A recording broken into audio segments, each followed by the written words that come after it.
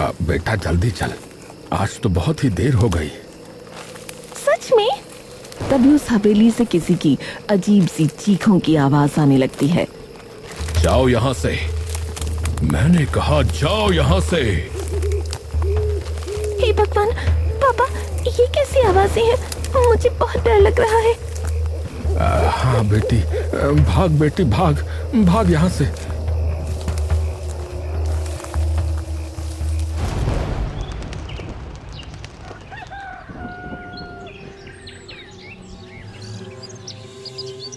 माँ, इतना ठंडा ठीक है ना पानी? हाँ ठीक है। बेटी बात मान, शादी कर ले। कब तक यूं ही मेरे पीछे लगी रहेगी? माँ, मैं आपको इस हालत में छोड़कर कहीं नहीं जाऊंगी। अरे बेटा, ना तेरे पिता रहे और ऊपर से मेरा भी वक्त आने वाला ही है। माँ, आप अभी आराम करो, आपको कुछ नहीं होगा। मैं थोड़ी देर में आती हूँ। कहाँ जा रही हो? सुमन के घर जा रही हूँ, उसे कुछ काम है। ठीक है।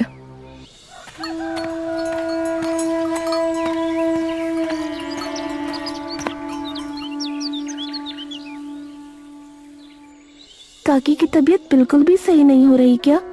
नहीं, सरकारी अस्पताल में भी दिखा लिया। वहाँ पर डॉक्टरों ने तो कह दिया कि बीमारी ज्यादा बढ़ गई है। अब इनका इलाज सिर्फ शहर के अस्पताल में ही हो सकता है, लेकिन मैं इतने महंगे अस्पताल का खर्चा कैसे उठाऊंगी? तो अब तो सब ईश्वर के ऊपर है। कोई नहीं, भगवान से प्रार्थना कर, सब ठीक हो जाएगा। हाँ चल ठीक है, चलती हूँ मैं। ठीक है, ध्यान रखना।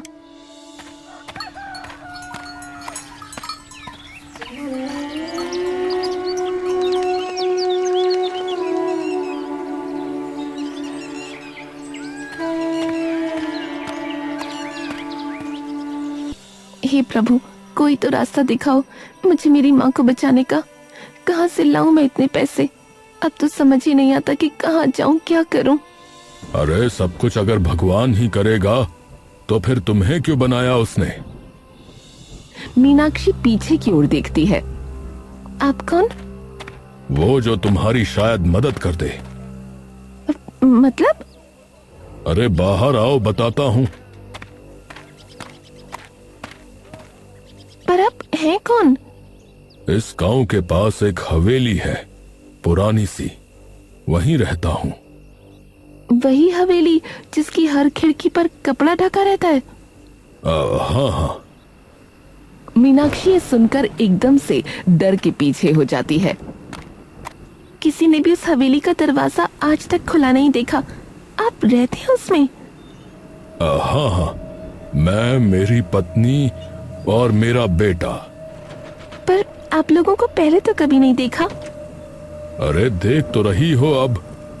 मेरी मदद कैसे कर सकते हैं आप? तुम्हें पैसों की जरूरत है ना? हाँ, मेरी माँ के इलाज के लिए।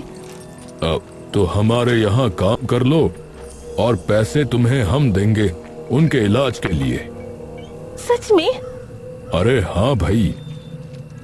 पर मुझे करना क्या होगा? अरे बस घर की साफ सफाई, खाना बनाना और सबसे अहम काम, मेरे बेटे का ध्यान रखना पड़ेगा। मैं और मेरी पत्नी अब बूढ़े होते जा रहे हैं, तो अब हमसे नहीं हो पा रहा, इसीलिए हमें किसी की जरूरत है। आपका बेटा तो बड़ा होगा ना उम्र में? पर है तो, पर उसकी तबीयत थोड़ी खराब रहती है। अच्छा। और पैसे भी तुम्हें ठीक ठाक मिलेंगे महीने के, और तुम्हारी माँ के इलाज का जो भी खर्चा होगा वो भी हम उठा लेंगे। मीनाक्षी का दिमाग ये सुनते ही मानो सुन्न पड़ गया। तो मैं कल से आ जाऊं? ठीक है, सुबह आ जाना और शाम को मेरे बेटे को खाना खिलाना होगा। बस फिर चली जाना। ठीक है।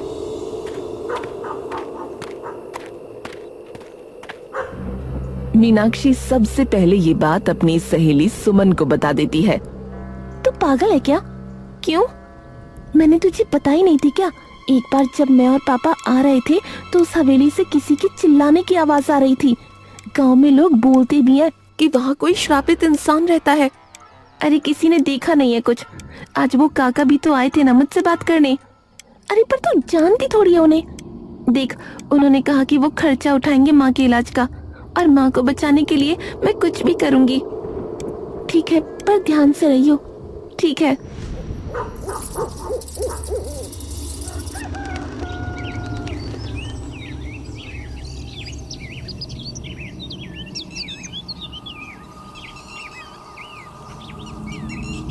मीनाक्षी अगली सुबह होते ही उस हवेली पर चली जाती है, जो कि दिखने में एकदम सुनसान थी।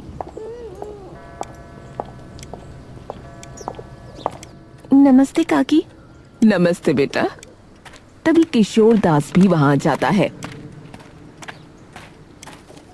अरे अरे आ गई बेटा तुम।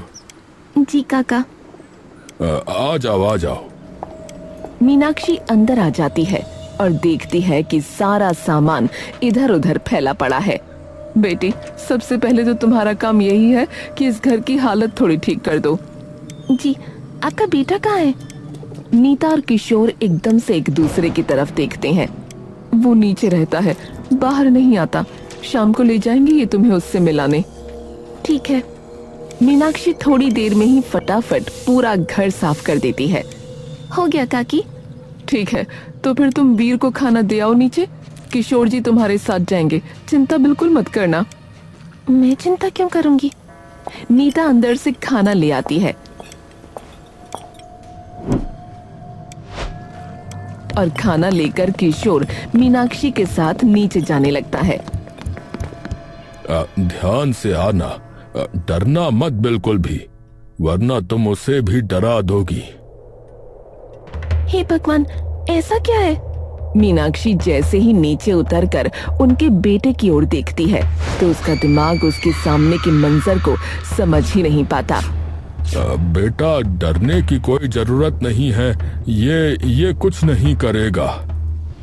ये कौन और क्या है? ये मेरा बेटा है, वीर।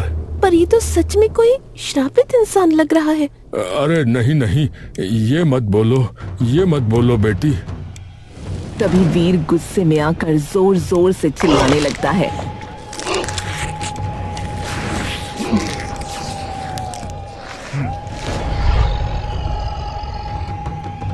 इसे भेज दो यहाँ से, जाओ तुम यहाँ से, जाओ। मीनाक्षी वहां से तुरंत ऊपर चली जाती है और बाहर जाकर हाँफने लगती है। तभी नीता वहां आ जाती है। बेटा, क्या हुआ? वो अंदर कोई अजीब सा। तू आ बैठ पहले यहाँ। नीता मीनाक्षी को ले जाकर सोफे पर बिठा देती है। शांत हो जा। पर वो कौन था? क्या था वो? वो मेरा बेटा है। मीनाक्षी एक लंबी सांस लेती है और धीरे धीरे शांत होती है। पर उसे हुआ क्या है ये? बेटा, मैं तुझे बता तो दूंगी, पर पहले कसम खा, तू किसी को नहीं बताएगी।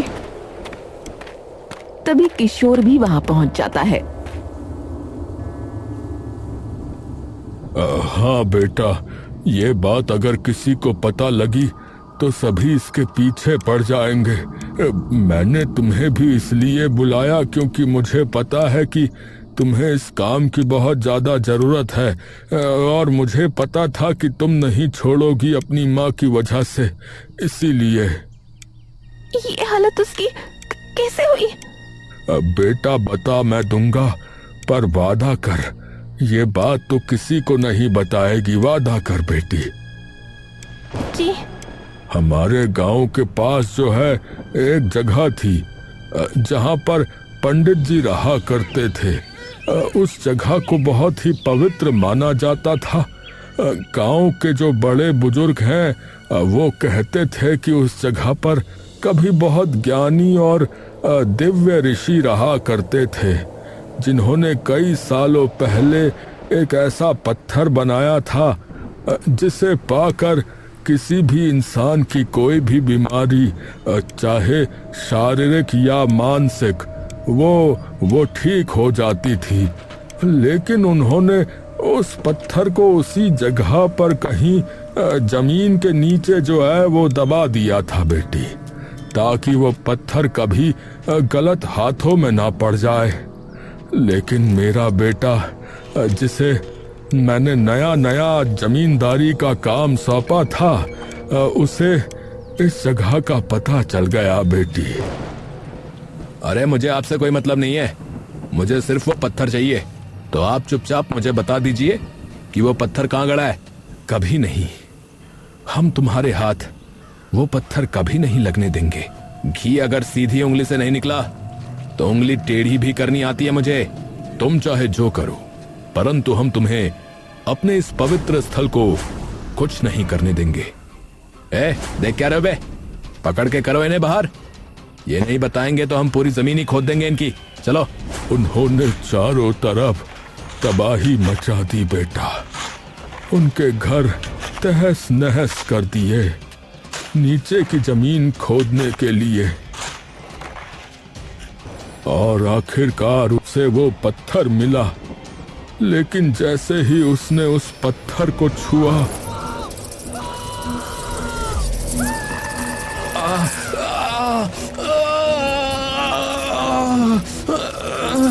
अरे ये क्या हो रहा है? मेरी आंखें, मेरे हाथ। ये मायावी पत्थर है, हर व्यक्ति इसे छू नहीं सकता। मात्र वही छू सकता है जिसके मन में कोई लोभ लालच या कोई पाप ना हो। तुम्हें चाहिए थी ना इसकी शक्ति, लो मिल गई इसकी शक्ति तुम्हें। अब तुम ना कभी बीमार होगे और ना कोई रोग ही तुम्हें लगेगा, परंतु अब सभी लोग तुमसे डरेंगे। नहीं नहीं नहीं, ऐसा मत कीजिए, ऐसा नहीं हो सकता। मुझे माफ कर दीजिए, मैं आपके हाथ जोड़ता हूं, ऐसा मत कीजिए। ऐसा हम नहीं कह रहे हैं, ये तो तुम्हारे लोभ ने तुमसे करवाया है। ये हमारा दिया गया दंड नहीं है, ये तुम्हारे कर्मों का फल है। अब तुम्हें मात्र तुम ही बचा सकते हो। तुम इस श्राप से मुक्ति अब अपने कर्मों से ही पा सकते हो। मीनाक्षी ये बात सुनकर कुछ देर के लिए एकदम आश्चर्यचकित रह जाती है। तो आपने इन्हें रोका क्यों नहीं? बेटा, जब सर पर लोभ का भूत सवार हो तो इंसान किसी की नहीं सुनता। बेटी, हम तुम्हारे साथ बिल्कुल जबरदस्ती नहीं करेंगे यहाँ काम करने की। तुम्हें जाना है तो तुम जा सकती हो बेटी। मीनाक्षी वहां से बिना कुछ बोले अपने घर चली जाती है।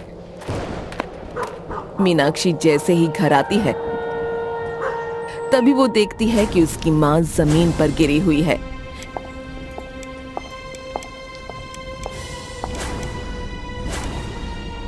माँ, माँ क्या हुआ?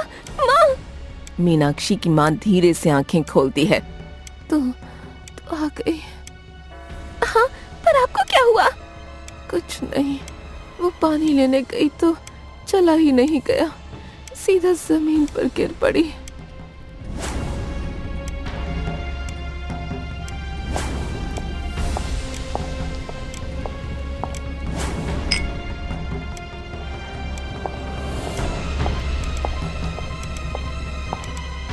और उन्हें पानी लाकर पिलाती है। पैरों में क्या हो गया था? पता नहीं, ऐसा लगा जैसे पैर हो ही ना उस वक्त। मीनाक्षी ये सुनकर समझ गई कि उसकी माँ की हालत अब और खराब होती जा रही है। ठीक है, तुम लेटो, मैं खाना बना देती हूँ।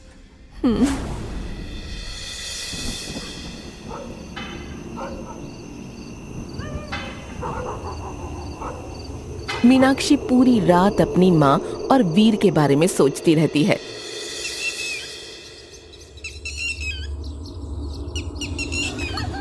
और सब कुछ सोच समझकर वो अगले दिन वापस उस हवेली पर चली जाती है।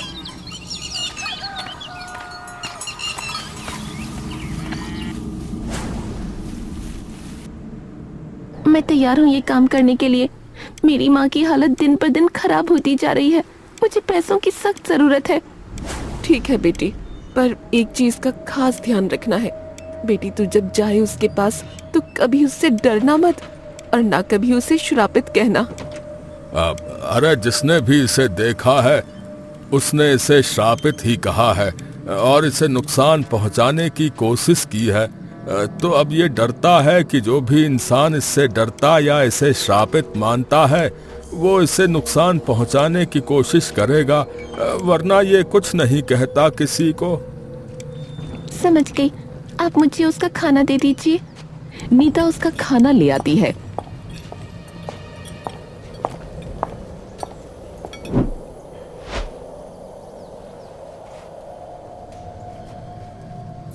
बेटी मैं भी आता हूँ साथ। नहीं काका, मुझे खुद ही करना सीखना होगा। मीनाक्षी खाना लेकर नीचे चली जाती है। मीनाक्षी जैसे ही नीचे जाती है तो वीर उसे देखकर डर कर खड़ा हो जाता है। मैं कुछ नहीं कहूंगी, बस खाना खिलाने आई हूँ। सच में? हाँ।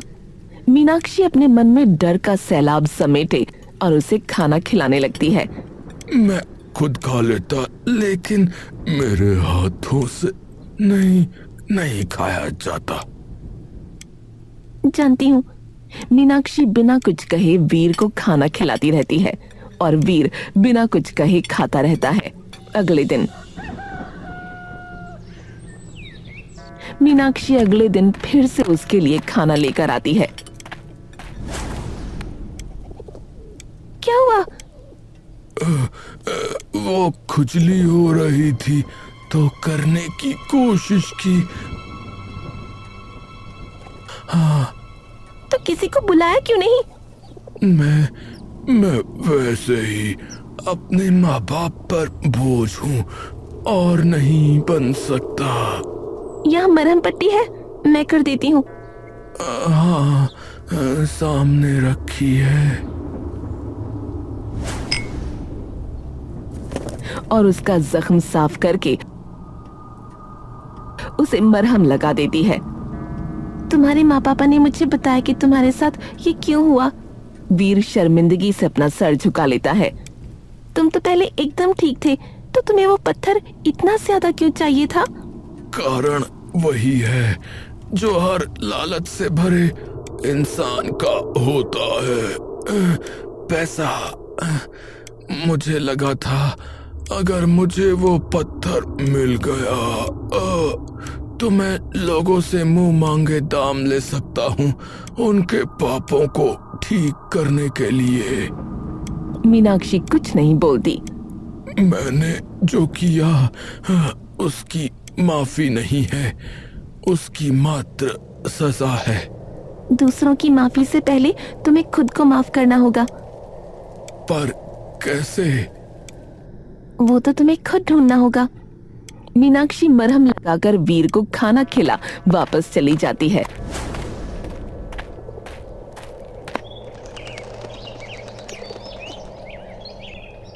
अब कुछ दिनों में वीर के मन में मीनाक्षी के लिए एक अलग जगह बन जाती है।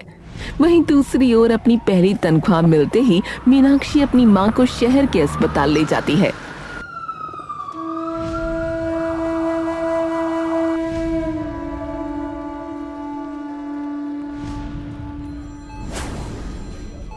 देखिए, मैं आपसे झूठ नहीं बोलूंगा, आपकी माँ की हालत अब बहुत ज्यादा खराब हो चुकी है।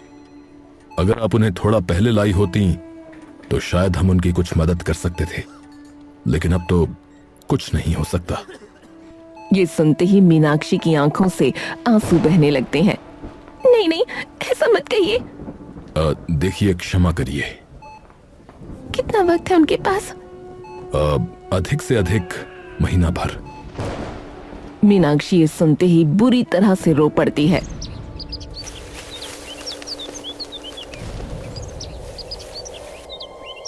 कुछ देर बाद वो अपनी मां को वापस घर ले आती है। अगले दिन तुम अपनी माँ को ले गई थी ना अस्पताल, तो क्या कहा उन्होंने? मीनाक्षी अपना सर नीचे झुका लेती है। उसकी आंखों से आंसू टपकने लगते हैं। अरे क्या क्या हुआ? मीनाक्षी उसे सारी बात बता देती है। वीर कुछ देर चुपचाप वहीं बैठा रहता है और मीनाक्षी वहां से चली जाती है। ये हमारा दिया गया दंड नहीं है, ये तुम्हारे कर्मों का फल है। अब तुम्हें मात्र तुम ही बचा सकते हो। तुम इस श्राप से मुक्ति अब अपने कर्मों से ही पा सकते हो।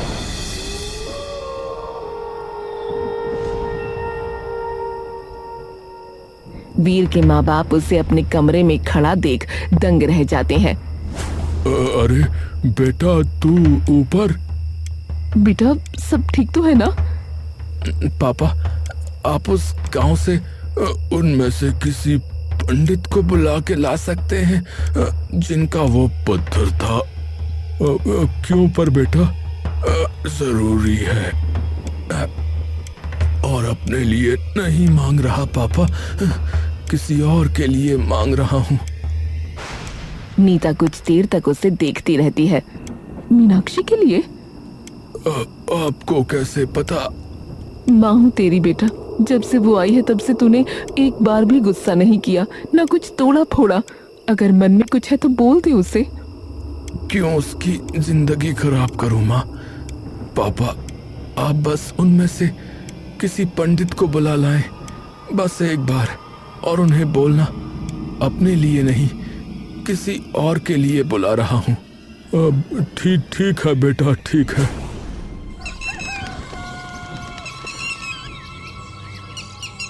किशोर अगले दिन ही वहां चला जाता है। हम आपके पुत्र की सहायता भला क्यों करें? आपके पुत्र ने हमारा घर तहस नहस कर दिया था। वो अपने लिए नहीं बुला रहा पंडित जी, वो किसी और के लिए बुला रहा है, सच्ची। अगर वो स्वयं के लिए नहीं बुला रहा तो इसका मतलब मुक्ति का समय आ गया है। ठीक है, मैं अवश्य सुनना चाहूंगा कि अब वो क्या करने वाला है।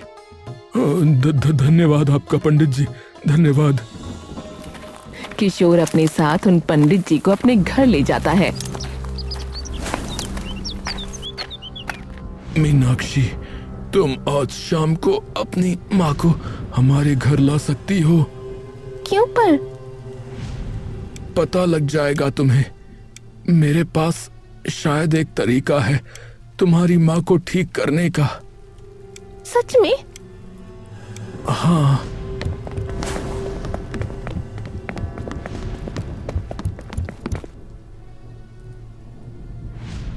पंडित जी जैसे ही सीढ़ियों से उतरकर वीर को देखते हैं तो वो मुस्कुराने लगते हैं। प्रणाम पंडित जी। चलो, सादगी तो आई तुम में। पंडित जी, मैं सिर्फ एक सवाल पूछना चाहता हूँ। पूछो। मेरे साथ आइए। वीर उन सबको एक कमरे में ले जाता है जहां मीनाक्षी बैठी है और एक चारपाई पर उसकी मां लेटी हुई है जो कि अपनी आखिरी सांसें गिन रही है। ये मीनाक्षी है पंडित जी, और ये इनकी माँ जो अपनी आखिरी सांसें गिन रही है। इनका इलाज अब किसी डॉक्टर के पास नहीं है, तो मेरा बस एक सवाल है। पूछो। आपने कहा था कि मेरे पास उस पत्थर का बल है जो किसी को भी ठीक कर सकती है, तो क्या मैं इन्हें ठीक कर सकता हूँ? ये सुनते ही मीनाक्षी चौंक जाती है। क्या? पंडित जी वीर को देखकर मुस्कुराने लगते हैं। तो अंततः तुमने अपनी मुक्ति का मार्ग ढूंढ ही लिया। त्याग। ये सुनते ही वीर की आंखों से आंसू बहने लगते हैं। जी अवश्य कर सकते हो, परंतु स्मरण रहे, तुम्हें मात्र अपने श्राप से नहीं बल्कि अपने शरीर से मुक्ति मिल जाएगी। एक जीवन के बदले तुम्हारा जीवन। ये सुनते ही सबका दिल दहल उठता है। नहीं नहीं, ये कैसे हो सकता है? नहीं बेटा, नहीं। करने दो ना माँ, मैं थक चुका हूँ माँ। अब आप दोनों पे बोझ बन बन के मैं थक चुका हूँ। कब तक छिपाते रहोगे मुझे? तभी मीनाक्षी एकदम से वीर का हाथ पकड़कर उसे एक तरफ ले जाती है। तुम्हें ये जरूरत नहीं है करने की। है, बहुत ज्यादा जरूरी है। पर क्यों? तुम्हारे आने से पहले सब बिखरा हुआ था, लेकिन जब तुम आई तो तुमने सब बदल दिया। तुमसे पहले दिन चढ़ता था और ढलता था। बस सब मुझसे डरते थे, मुझे अजीब नामों से बुलाते थे, परंतु तुमने मुझे अपने हाथों से खाना खिलाया। यह जानने के बावजूद कि मैंने क्या किया, तुमने मुझे अपना लिया, मुझसे इंसानों की तरह बात की। तो मेरी मुक्ति का रास्ता तुम ही हो मीनाक्षी। मीनाक्षी कुछ नहीं बोल पाती और वीर वापस पंडित जी के पास चला जाता है। कैसे करना है पंडित जी? बेटा, बेटा नहीं, पापा, पापा करने दो।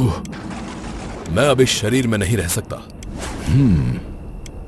तो वीर, जाकर उनका हाथ थाम लो और जो मंत्र मैं बोलूं बस वही बोलते रहना। सब लोग रो पड़ते हैं और वीर जाकर मीनाक्षी की माँ का हाथ थाम लेता है और पंडित जी के बोले मंत्रों को दोहराता रहता है। देखते ही देखते मीनाक्षी के माँ के चेहरे का रंग वापस आ जाता है और आखिर में वीर का शरीर भी पहले जैसा हो जाता है और वो तुरंत नीचे गिर पड़ता है। माँ, तुम ठीक हो? हाँ, एकदम से सब कुछ ठीक लग रहा है, जैसे कुछ हुआ ही नहीं था। तभी मीनाक्षी और उसकी माँ की नजर वीर पर जाती है, जिसका सिर उसकी माँ की गोद में होता है और उसके सिर पर उसके पिता का हाथ। वीर को देखकर मीनाक्षी अपनी माँ के सीने से लगकर फूट फूट कर रो पड़ती है।